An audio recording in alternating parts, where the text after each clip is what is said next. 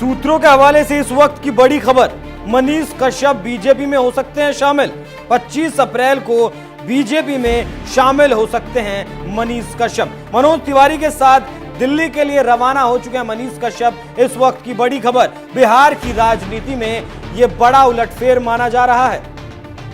नमस्कार, मैं हूं आपके साथ अभिषेक पुंडीर। इस वक्त की बड़ी खबर यह है कि मनीष कश्यप कल गुरुवार के दिन यानी 25 अप्रैल को बीजेपी का दामन थाम सकते हैं, बीजेपी के कमल वाला पटका वो पहन सकते हैं। सूत्रों के हवाले से खबर ऐसी है कि मनोज तिवारी के साथ पटना से दिल्ली के लिए मनीष कश्यप रवाना हो चुके हैं और कल किसी भी वक्त दिल्ली मुख्यालय में उन्हें बीजेपी की शपथ दिलवाई जा सकती है। आपको बता दूं कि मनीष कश्यप पश्चिमी चंपारण से निर्दलीय खड़े हुए थे, निर्दलीय उम्मीदवार हैं, जिसकी वजह से बीजेपी की टेंशन बढ़ी हुई है। हालांकि बीजेपी की तरफ से उम्मीदवार हैं संजय जायसवाल, पश्चिमी चंपारण की सीट पर 3 बार के वो सांसद रह चुके हैं, उनके पिताजी भी सांसद रह चुके हैं और संजय जायसवाल भारी अंतर से 2019 में जीते थे। लेकिन इस बार सीधे तौर पर टक्कर संजय जायसवाल की मनीष कश्यप से थी और कांग्रेस के जो उम्मीदवार थे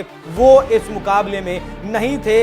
हालांकि जब मनीष कश्यप ने निर्दलीय पर्चा भरा तो उस वक्त खबरें ऐसी भी थी कि मनीष कश्यप को बीजेपी के टिकट पर जो है किसी सीट से बिहार की चुनाव लड़वाया जा सकता है। लेकिन जब टिकट बंटवारा हुआ, टिकट की लिस्ट फाइनल हो गई, मनीष कश्यप का नाम सामने नहीं आया। उसके बाद मनीष कश्यप ने पश्चिमी चंपारण की सीट से निर्दलीय उम्मीदवार वो बने थे, निर्दलीय पर्चा उन्होंने भरा था।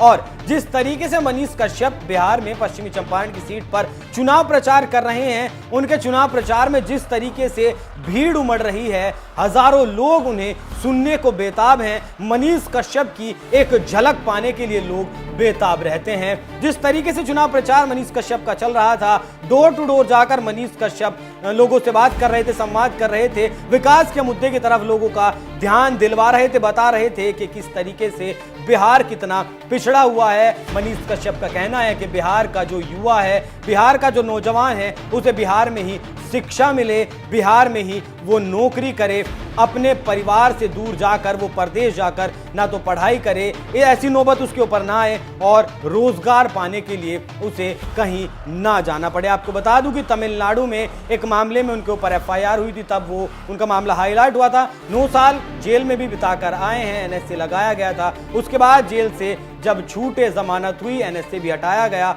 उसके बाद लगातार मनीष कश्यप राजनीति में एक्टिव थे और अब पश्चिमी चंपारण की सीट से उन्होंने पर्चा भरा था, जिससे बीजेपी की सांसें उखड़ी हुई थी। बिहार के लोगों का तो ये तक भी कहना था कि बीजेपी मनीष कश्यप को पहचानने में भारी गलती कर बैठी है। मनीष कश्यप को बीजेपी की तरफ से टिकट किसी ना किसी सीट से तो दिया जाना चाहिए था, क्योंकि बहुत बड़ी संख्या में मनीष कश्यप की लोकप्रियता बिहार ही नहीं पूरे देश में भी है। लोग जानते हैं मनीष कश्यप को, मनीष कश्यप के विचारों से लोग प्रभावित नजर आते हैं और जिस तरीके से प्रचार प्रसार में मनीष कश्यप जुटे थे, उससे देखकर बीजेपी की टेंशन जरूर बढ़ी हुई थी। हालांकि जो पश्चिमी चंपारण की सीट है उस पर चुनाव 25 मई को होना था, अभी बहुत वक्त बाकी था उनकी सीट पर चुनाव होने में। लेकिन जिस तरीके से धुआंधार प्रचार मनीष कश्यप कर रहे थे, उससे अब ऐसा लगता है कि बीजेपी की नजर उन पर पड़ी है और कुछ ना कुछ बात हुई है, पर्दे के पीछे